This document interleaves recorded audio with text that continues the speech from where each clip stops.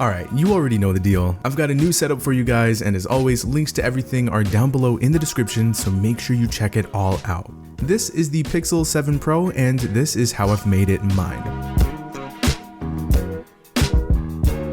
So with this setup, I wanted to do something a little different. If you're familiar with my previous setups, you will see that the formula as far as layout is concerned is pretty much the same here. But when it comes to look and feel, I wanted to switch the theme up a bit. And that means using an icon pack style that I've never used before.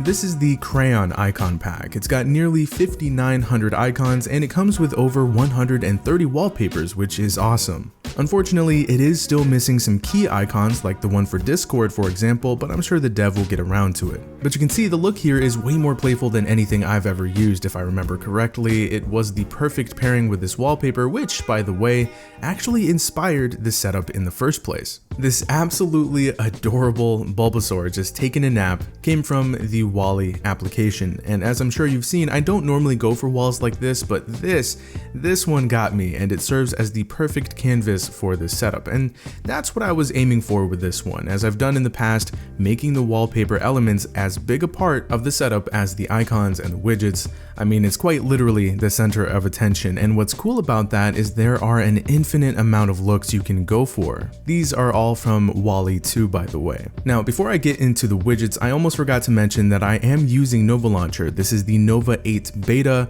I've got the Google feed off to the left as always, and I'm using a grid size of 9:6 with icon labels disabled and the status bar disabled as well, so no clean trifecta this time around because I do have the dock enabled, and in that dock I've got this search and weather widget from Finesta for KWGT, which I tweaked to show the current battery percentage. I set the Google portion to activate the assistant when I tap on it, the weather portion opens up the Today Weather app, and the battery percentage opens AccuBattery, so I can check on the battery stats while I work on my review for this phone. As for the widgets up top, they're both from Timeless for KWGT. The top one is as it normally is, but the bottom one I ripped from a default Timeless widget, and I have them set to open the clock and calendar apps respectively. On the next home screen, I just have widgets. Normally I'd have month calendar widget and a few app icons, but no apps this time around. Top left, I've got a widget from Minimal for KWGT. It normally displays the time and the date as well, but I got rid of those. This is just a nice little reminder to have on deck for when things aren't going my way.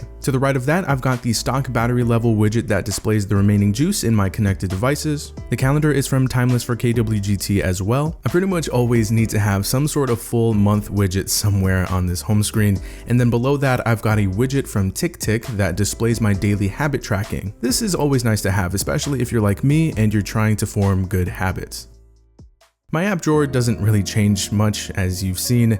It's still the same, organizing into folders and whatnot, but some things to note would be this physics platforming game. I just started playing it a little while ago and it's pretty fun. It's kind of crazy how little I game on my phone nowadays. There's this new dynamic wallpaper application that has a number of sets of wallpapers that change depending on your phone's battery percentage.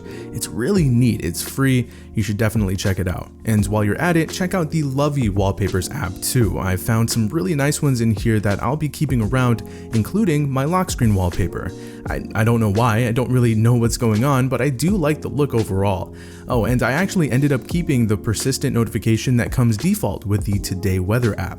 I usually turn this off right away, but I decided to hang on to it because I like the look of this too, and it's pretty useful. So that's about it for how I have my Pixel 7 Pro set up. Let me know if you have some cool features and applications you think I should try out. Hope you enjoyed. It's been Zach, and thanks for watching.